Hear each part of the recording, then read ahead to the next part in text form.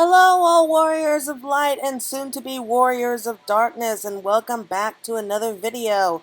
Today is very special in that this video is going to be summing up everything we learned in our last letter from the producer live, which was number 52 if I last recall.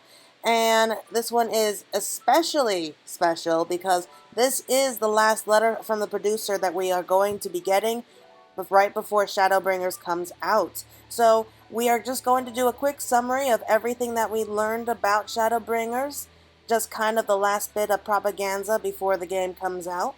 And as you can see here, they opened up with a quick look at some of the dungeons that we are going to be running through. And I will be doing an entire video dedicated to everything that we did see about those dungeons, my own speculations and everything, and that should be out in a day or so. I hope you're looking forward to it.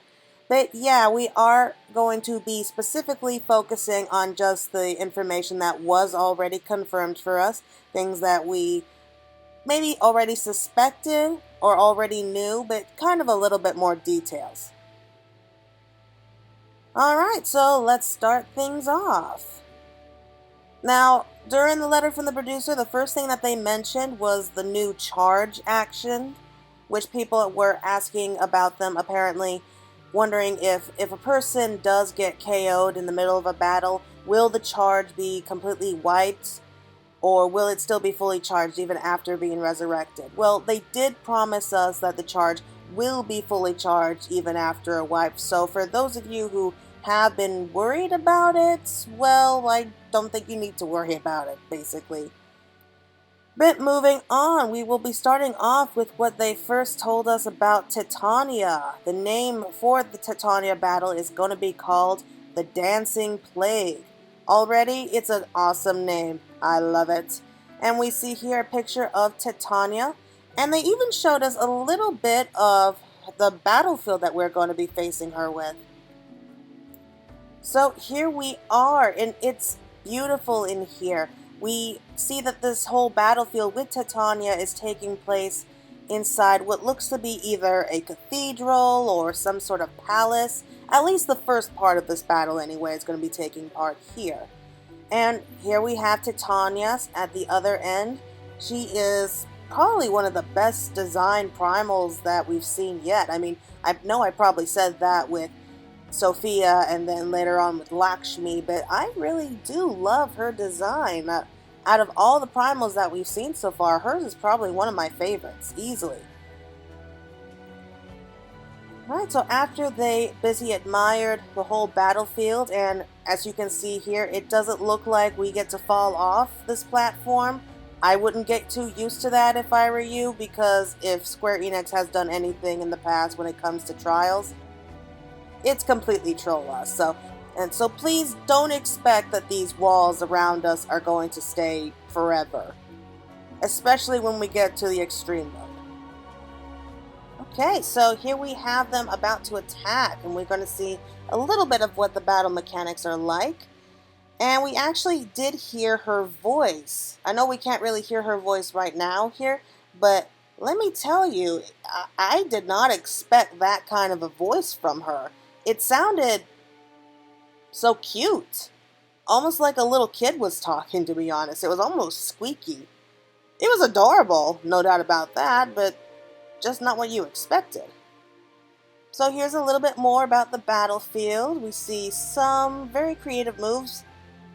Well, I say creative, it's really nothing too special. This is just going to be kind of like the feel of the battleground. That one was a particularly powerful and impressive move.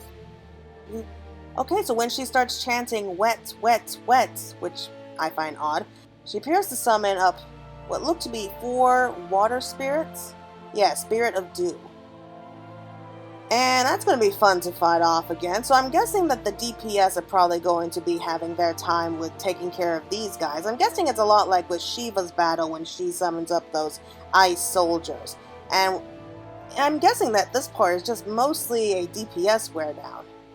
But yeah, that was our basic first look of the Titania battle. I'm looking forward to that. Not so looking forward to the extreme mode, which really brings up a question of what kind of mounts you're going to be able to earn from the Shadowbringers extreme modes. I'm going to be guessing some kind of a cat, maybe like a tiger or something. That's my bet. But speaking of mounts, here is one of the mounts that they did reveal, which are called the Amaro. And these new mounts are kind of very commonplace that you'll see in the Land of the First. And at this point, they seem to be more popular than the Chocobos are. And, well, you can't really blame him. I mean, it certainly is something different. And I really do like the design. And they did promise us that this mount is going to be part of the main scenario questline. So, as you are playing through the main scenario, you will be earning this mount as one of your own. So, you don't need to worry about having to buy it somewhere or go through some difficult dungeon just to get it. Alright, so moving on to something else that we already have kind of a basic idea for, and that's the trust system. They talked a bit about this. Now, the trust system is going to be able to challenge the main scenario dungeons with allied NPCs. You'll be able to fight alongside these non-player characters to progress through the dungeon solo, and this is mostly just for DPS mains who kind of have to struggle just to get into a dungeon. Like back when Stormblood first came out, since I play as a DPS main, the earliest that I could get into a dungeon was about half an hour, and it was just torture just to get into these dungeons so that you can continue on with the story. So I'm guessing that this is their way of solving that problem, so I'm looking forward to that. And so in some ways, this is going to be a lot like the squadron missions, where you will be able to pick what role you get to play in the party.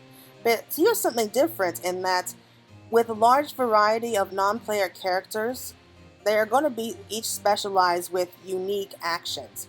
So they will be able to react differently to different situations. They'll be able to kind of talk to each other. So depending on which characters you choose to take with you into a certain dungeon, you'll get different dialogue that they'll all have with each other.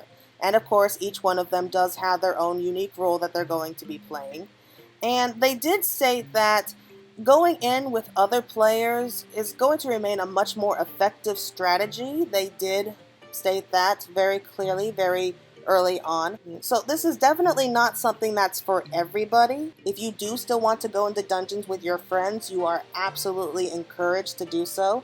That's kind of the whole point of Final Fantasy XIV, is to really get to know other people. This is just for players who really want to get into a dungeon, but they don't want to wait forever to get into that dungeon. They don't want to wait for the party queue to take like another half hour to an hour just to get in. And I really do appreciate that.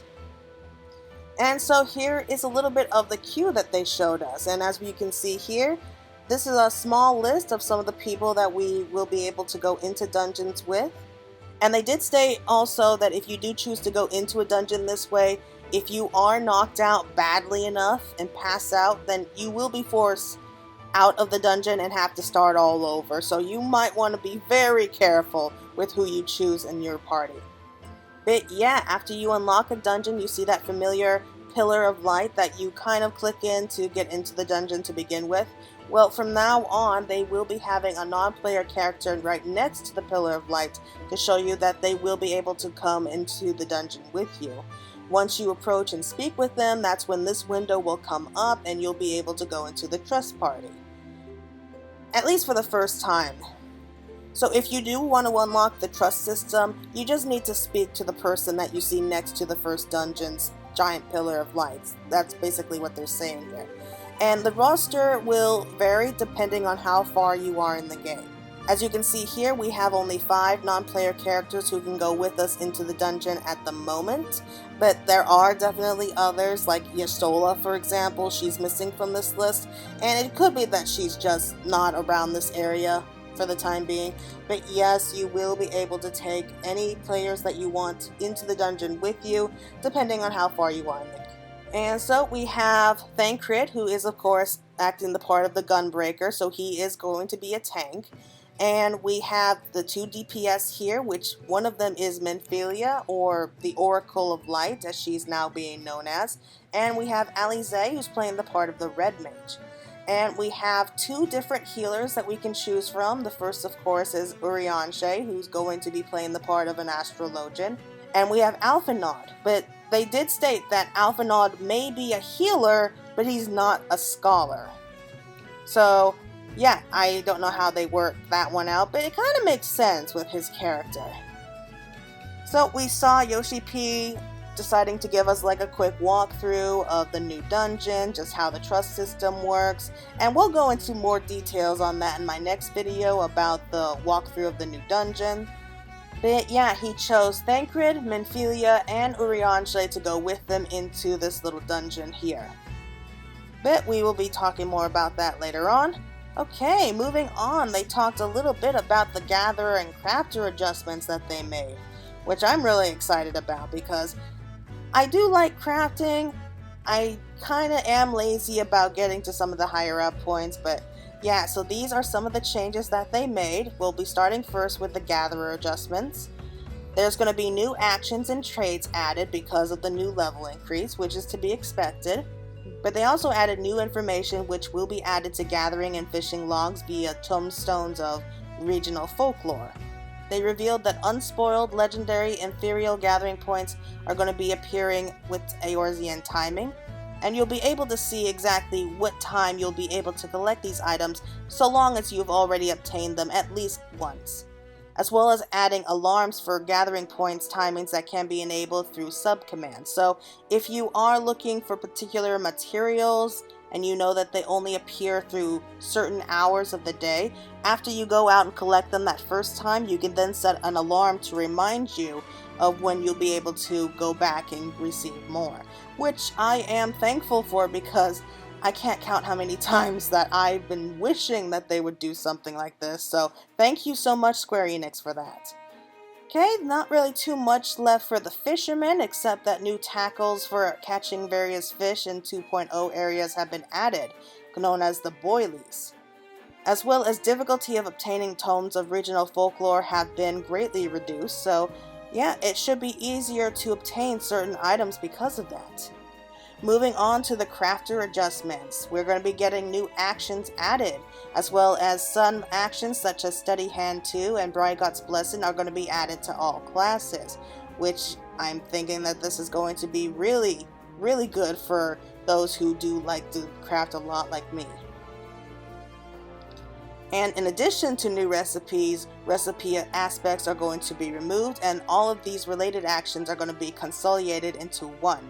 And we see here an example of what they're talking about. The crafting UI has been updated. You'll be able to see the durability and condition much more clearly. Now this is just a little bit extra reminder to kind of keep an eye on your scoring system here, because I think we've all been there. We got so caught up in trying to get our crafting item all the way up to full quality that we kind of forget about the progress. So this should help us, just a friendly little reminder. Also, when activated, the collectible synthesis status is also going to be clearly displayed. And lastly, active crafting status, as well as the resulting increases from actions, assuming a base of 100% efficiency, will be displayed during synthesis. Now, I know this all sounds really confusing, but if you are a crafter, you do spend a lot of time crafting, then you understand that they made a lot of changes just to make it a little bit easier for crafters to be able to get high quality materials. And as we see here, the resulting increases from actions, assuming the base of 100% efficiency, is going to be displayed in the crafting log. Crafters can therefore confirm the increase in progress and equality from actions, assuming a base of 100% efficiency prior to synthesis. The maximum initial quality limit will be raised from 50 to 75% for many 5.0 and later recipes, which of course is going to allow easier HQ items, synthesis, and high quality materials. And the difficulty for obtaining master recipe books 4, 5, and 6 have been reduced. Again, I know this all sounds really complicated, but it's really not. Like I said, this is just to help make things a little bit easier for crafters to be able to kind of pay attention and be able to craft high quality items just a little bit easier, so that those who don't exactly craft a lot, they will be able to have a much easier time than otherwise. And they were even kind enough to show us some of the new crafter and gatherer gear sets. So here we have the gatherers, we have fisherman, botanist, and miner, all of which are actually kind of cute. They look really outdoorsy, which you kind of expect. Out of these three, I think that the miner is probably my favorite. I don't know, I just really like gear sets that kind of give you like tattoos or body paints. I just find that really interesting, but I won't say that the botanist is not adorable. I love like that one strap of these overalls. You see like this little bag of flowers on their side. The fisherman is also really cute. And you see like a lot of leathers. You see what looks to be like a pouch at their side, probably for holding tackles or baits. I really do like their designs. Moving on to some of the others, we have blacksmith, armorer, and carpenter. Now these are also really cute, a lot more maybe subtle than some of their previous ones. They do look a little bit more coherent with each other. And out of all of them, I think the carpenter from this particular set's probably my favorite. I don't know why, I just like the color design, I just like how it's simple, but also very detailed. In fact, all of them are. Like you see with the blacksmith, it has the tools all attached to the side. You see the armor all ready for action, which is funny because I actually took a welding class in college, and I know for a fact that those are not the kind of outfits that you would normally wear when you're welding. But carpenter is just very light, very airy, very almost warm. It really makes me think that a regular carpenter would wear something like that. I don't know, I just really enjoy that one. Next we have the leather worker and the weaver and the goldsmith. Now, hands down, my favorite out of these three would be the goldsmith. I don't know, it has kind of like the steampunky feel to it. It's just very simple, very sophisticated. It just kind of reminds me of something from Victorian times. And it's just adorable. I love that outfit. I can't wait to get that. But we also have the weaver, which is kind of like a gentleman tuxedo almost. Reminds me a little bit of kind of the outfit that Rodalind Rose from Udall wears, but with a mixture of perhaps a little bit more sophistication, a little bit more class. Love the top hat and love the scarf around his neck. It is very well put together. Leather worker was a bit of a surprise. I mean, he's definitely wearing a lot of leather. It almost looks patchwork, but at the same time it does all fit together. So while perhaps not my favorite of the leather worker outfits that I've seen, it's definitely one of the top contenders. I do like that one. And finally, we have the culinarian and the alchemist. I love the alchemist's long white coat. Been missing it from the last one, in fact. And it definitely has kind of a much older scientist-y feel to them. We see like the little glasses, we see contraptions hanging off the arm, and little potion bottles hanging at their side. It really is a beautiful design in its simplicity, and it really makes me wish that we can actually wear these items like in battle, that we can actually glamour them with some of our other outfits. As for the culinarian, it's adorable. What you expect. It certainly looks like a little chef. You see like the oven mitts and like this yellow handkerchief or something sticking out of the top hat here. You see her all dressed in white, and it looks like she's got some ingredients tucked into some of her pockets. And the most precious thing here is the little Spriggan shaped frying pan that she's holding. I adore that. It looks so cute. Okay, so we're moving on to a little bit more of some of the mounts that we are going to be getting. We already saw one of the mounts earlier, but here are actually a couple more that they were really excited about showing off. The first of which was a big surprise in that the fact that it's a robotic frog. And I'm not even joking. You actually see this little robot in the shape of a frog. And I'm guessing it might be something that we find either from the Pixies or maybe from the Great Wood. I mean, I find it a little bit odd that the Pixies would make something like a metal frog here, like a robotic frog, but at the same time there are a lot of frogs and fae folk that are with the Pixies, so maybe some kind of design inspiration from there. And the second one was actually a saber-toothed tiger. And I don't know how that this little tiger is able to fly around like this. They mentioned something about how the tiger can believe so much it can actually fly. Not sure how they work that one out, but I do like this design as well. Especially this is coming from someone who would really like to get the tiger mount from doing all those hunts, but knows it will take literally years before you're able to get enough points to end up getting the tiger mount. So this is actually a really nice tie-in, like a nice substitute. Okay, so some basic system updates. We're going to be having the new tombstones known as the Giotia and the Phantasmagorical, which is a mouthful in and of itself. Tombstones of Phantasmagorical will be added 4 weeks after the official release date of Shadowbringers, so we're not going to be earning this at least until a month afterwards. There's going to be a new script, which is going to be the White Crafters and Gatherers script. And just like how we had the red and the yellow scripts, we'll be able to spend these to earn gear, we'll be earning items, materials, tools, and all sorts of other wonderful things. And such as how we saw some of the Crafter and Gatherer new outfits, this is where we'll be able to get them from. And here is a really big thing that I was so happy about, because I'm sure I can't be the only person out there who has tortured themselves trying to decide which items should go into the glamour dressers. They went and changed that, so now that the glamour dresser capacity will be increased from 200 all the way up to 400. I could just kiss Square Enix for doing that now. So I don't need to worry about tossing out some of my new favorite items for some of my older ones. Also, the glamour plates will be increased from 10 to 15, which means, you guessed it, you'll be able to mix and match all sorts of new outfits together.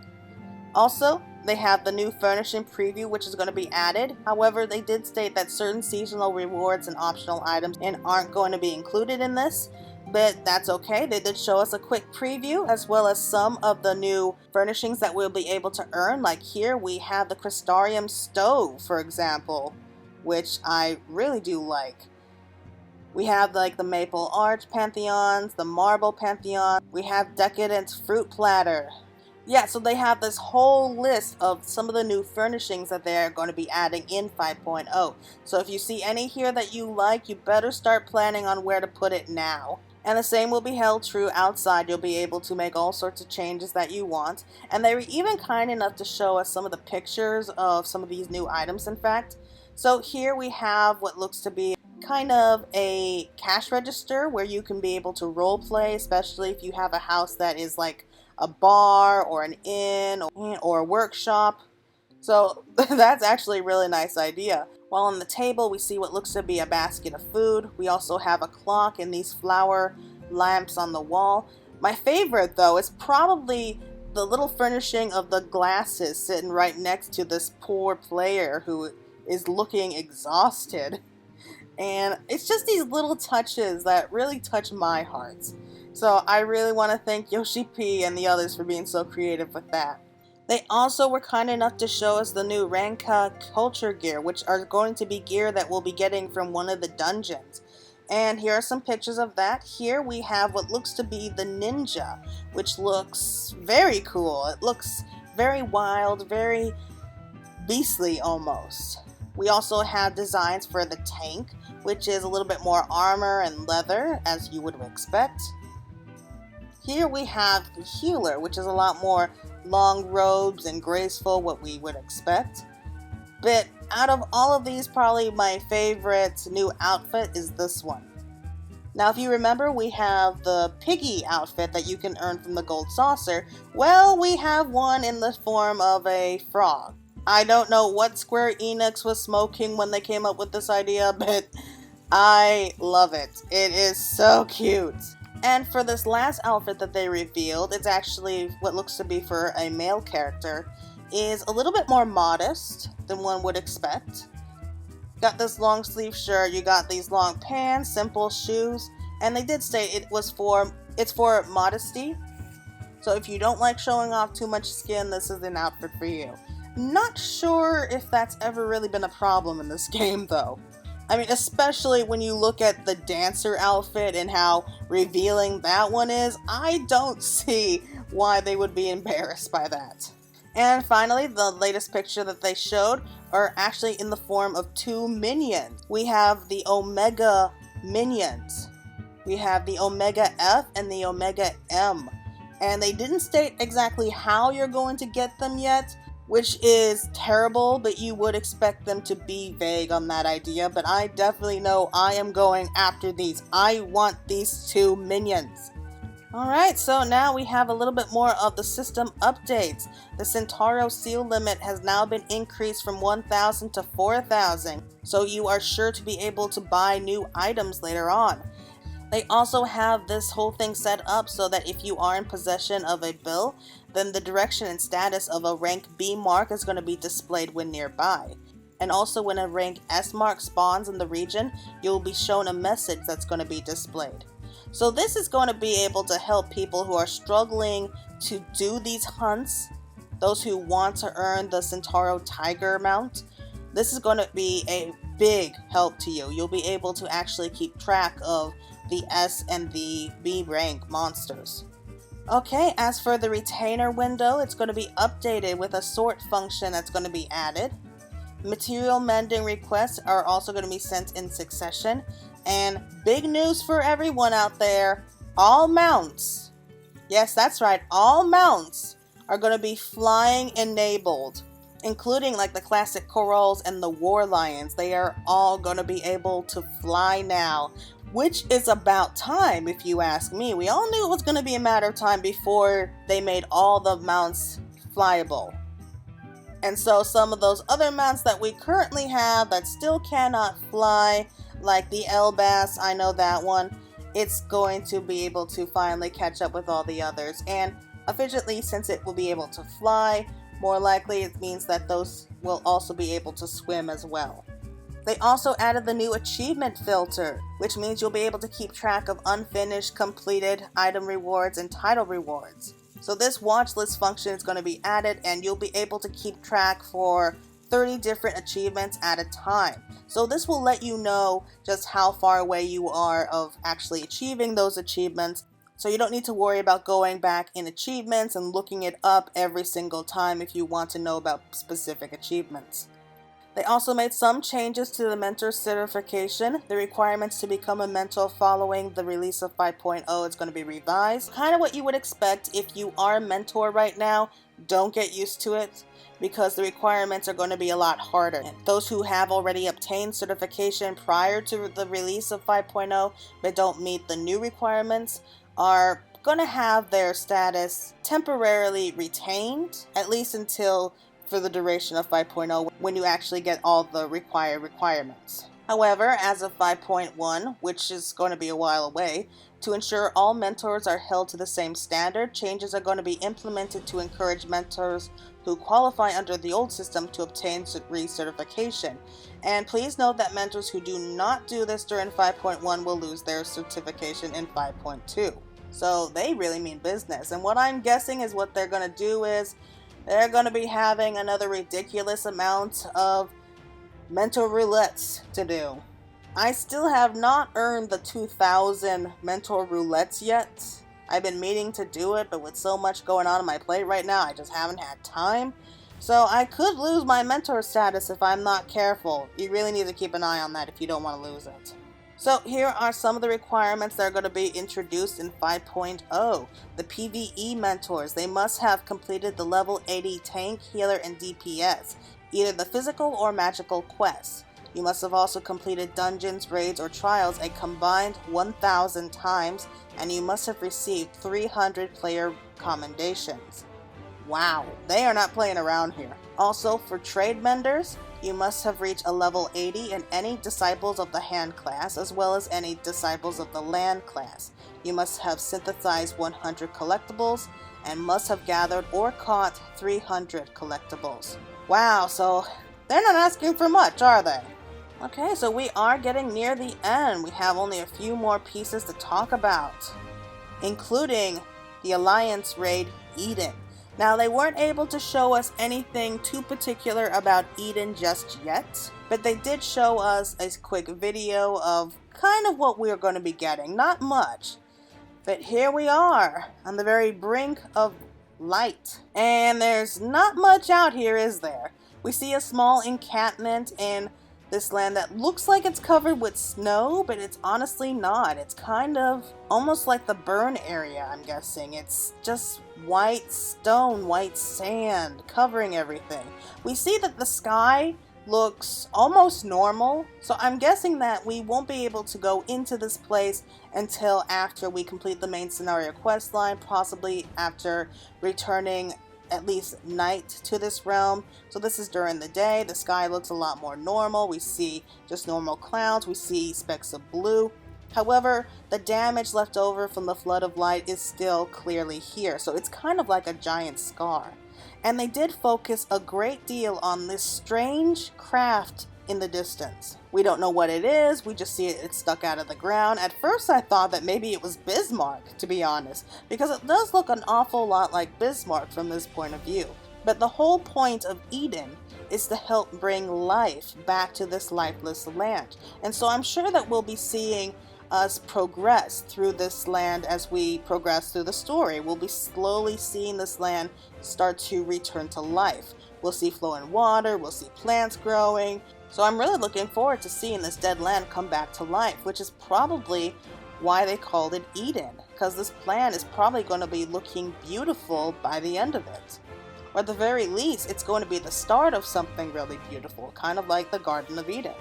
Right, so now we are moving on to like the poster and all the main characters that we are going to be getting from it. Now, we already know most of the people on this list, or do we? Really makes you wonder. While we have known these people for a long time now, to be honest, we really don't know too much about them. We know bits and pieces. But I have a feeling that we're actually going to be learning a lot more about these characters, and we'll be starting off here with Thancred Waters. Thancred is an Archon in the Scions of the Seventh Dawn who specializes in survival and subterfuge. Espionage missions have taken him deep within Garlean territory, where he acquired the techniques of the Gunbreaker. Did not see that coming. Skills he will be forced to perfect if he means to protect those he holds dear. So we see him in the classic Gunbreaker job, and now we have a very good idea to how he actually learned to be a Gunbreaker, which is fascinating in and of itself. I would love to hear that story. But also, they pointed out about how Thancred looks a lot more like his old self, like before the expansion of Heavensward. We see that he's not wearing that bandage over his face anymore. He seems to have given himself a shave. His hair is shorter. And they say that we are going to be finding out more about why he looks so much like his old self rather than with his newer self. Which is a shame because, to be honest, I liked his older self. I kind of like that grizzled look. Next, we have Y'shtola Rune. Her penchant for paragrism is matched only by her thirst for knowledge. Though she is renowned for her consummate mastery of white magic, she now turns to the dark arts that she might better contend with the challenges that lay ahead. And first of all, I love her design. I love her new outfit. It looks spectacular. Now, they did state that Y'shtola is now going by the term of a witch. And Yoshi P stated that as we progress through the story, we're going to learn about why she's calling herself Matoya. We may even see a new side of her. At least that's what they said. So I'm guessing we're going to be seeing a lot of character development from Y'shtola, or perhaps more of a hint of a past, which I've always been curious about. Next, we have Urianger, an Elysian student of prophecy known for his cryptic utterances. Urianger is considered one of the Scion's most erudite archons. In the face of a new threat and precarious future, he has turned to the ancient Charlean art of astrology to divine a path forward. Now, once they explained this part to me, it suddenly made a lot more sense about why Urianger suddenly became an astrologian, not just because he has a gift for looking into the future. Which does make one wonder, if he really can see into the future, how come we never really see him do it? I mean, we see bits and pieces here and there, but they don't really touch upon that subject. Either way, they stated that Urianger holds the key to a lot of narrative elements here.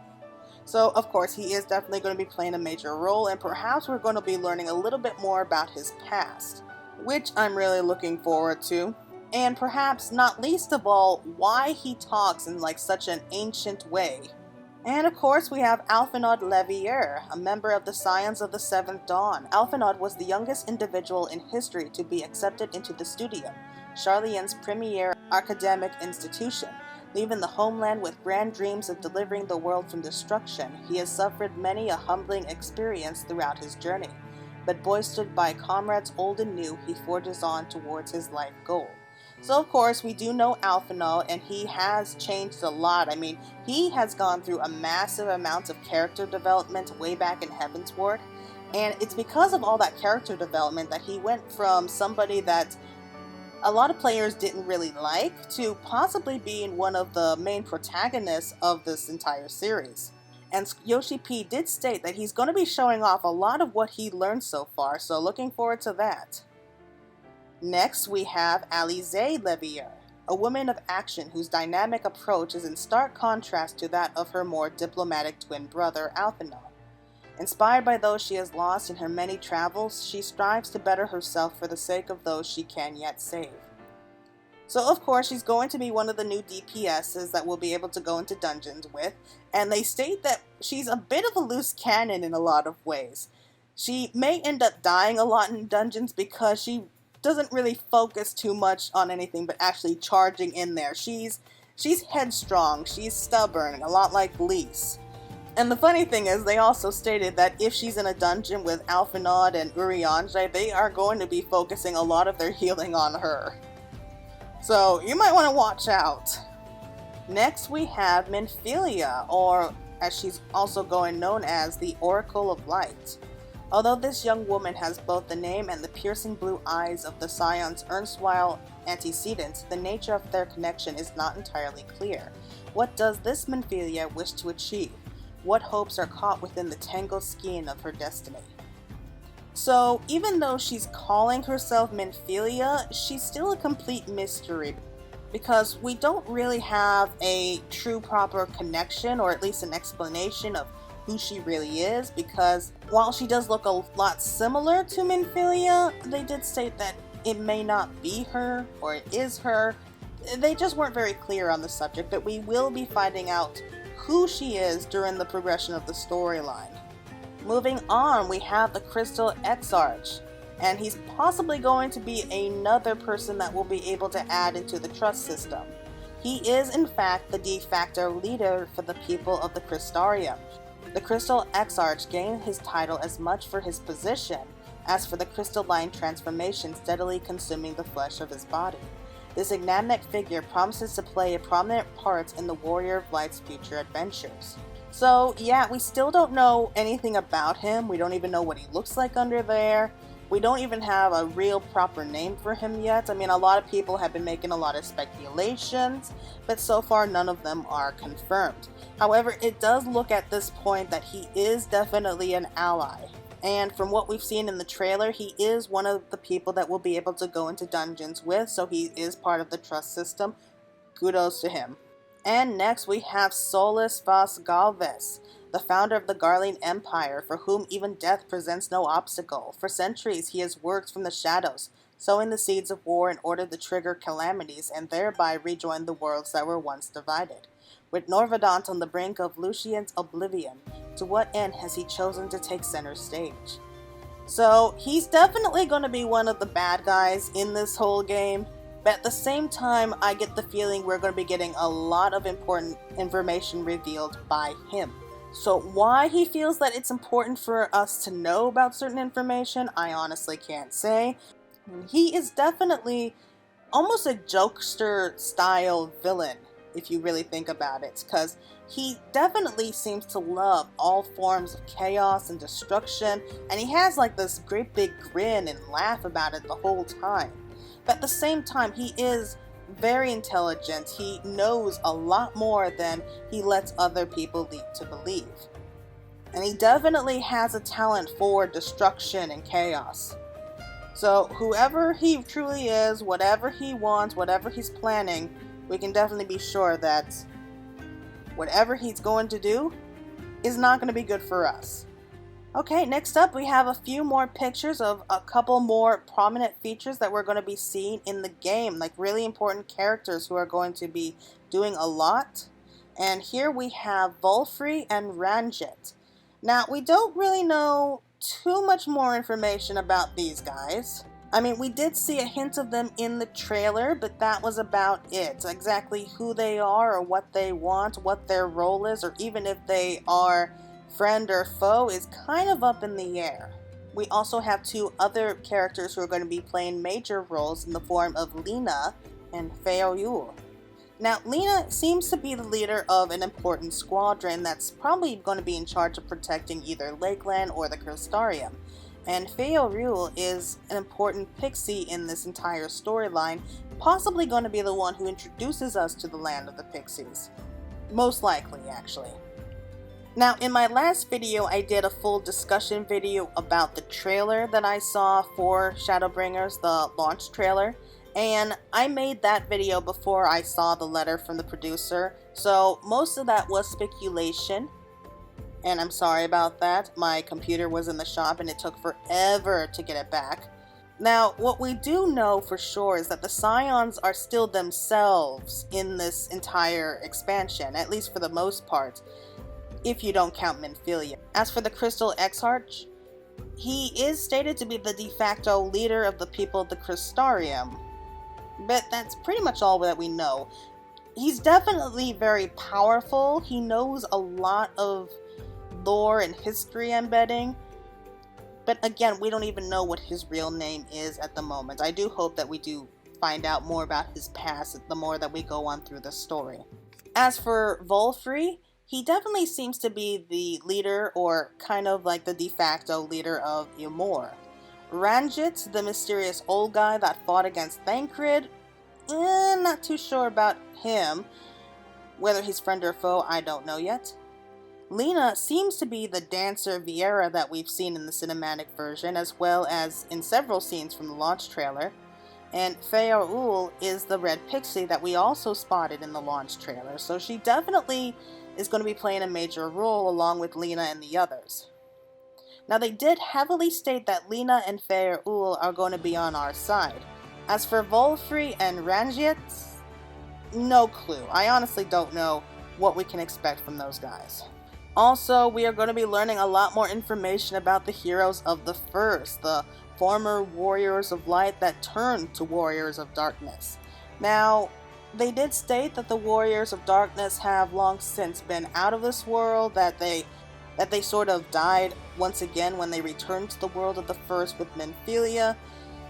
So we are definitely going to be learning more about them, perhaps more about what led these heroes to become the Warriors of Light and eventually become Warriors of Darkness. Not entirely sure yet, but I don't think that we'll be seeing them in the flesh. At least, not that we can, because they're, not of this world anymore.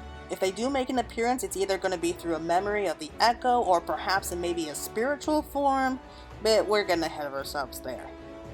Right, so we are almost done now. We are going to be talking very briefly about the upcoming schedule. As we all know by now, the early access date is going to be June 28th, which is less than 2 weeks from now.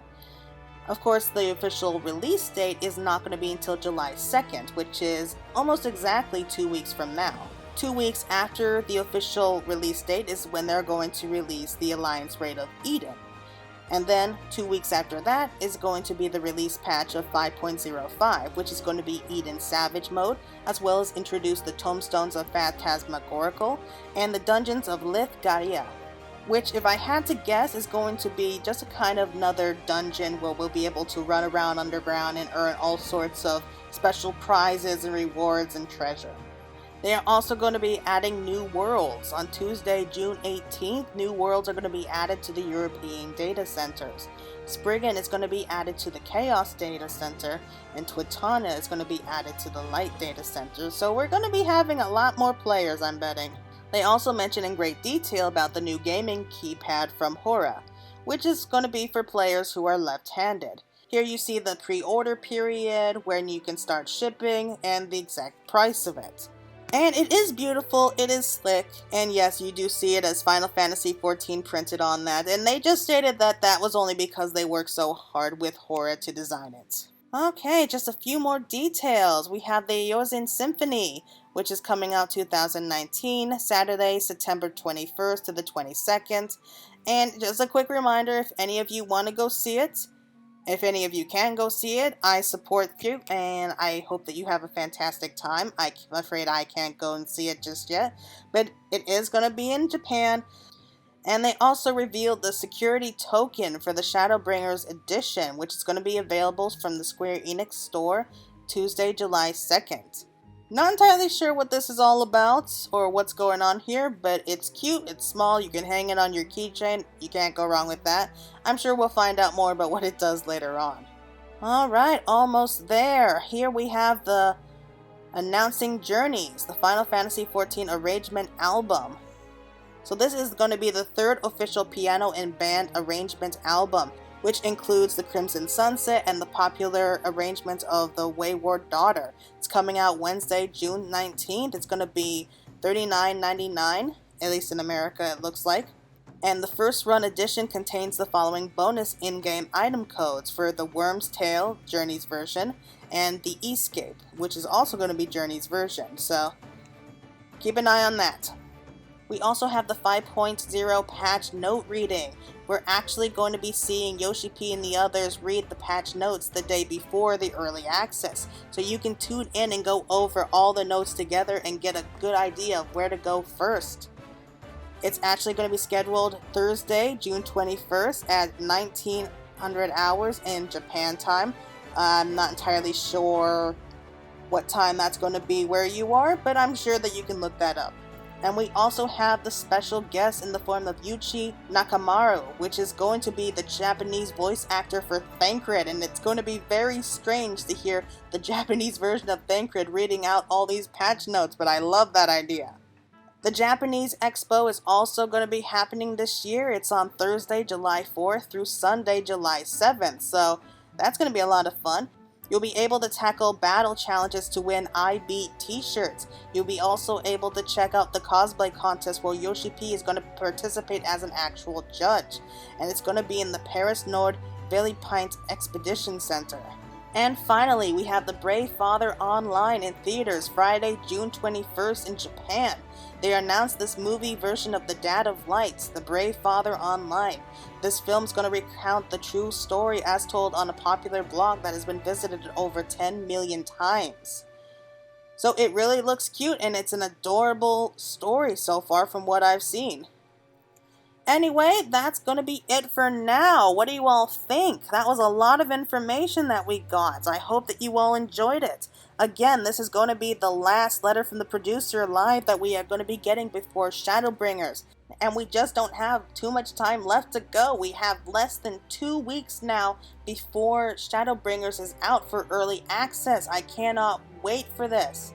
I am dying to know what happens. So here's to going on to a brand new journey, a brand new world, getting some new answers, getting some shocking revelations. Can't wait for it. I know that you all can't. I hope that you're all doing great out there, and I'll be seeing you in the first as soon as possible. Bye!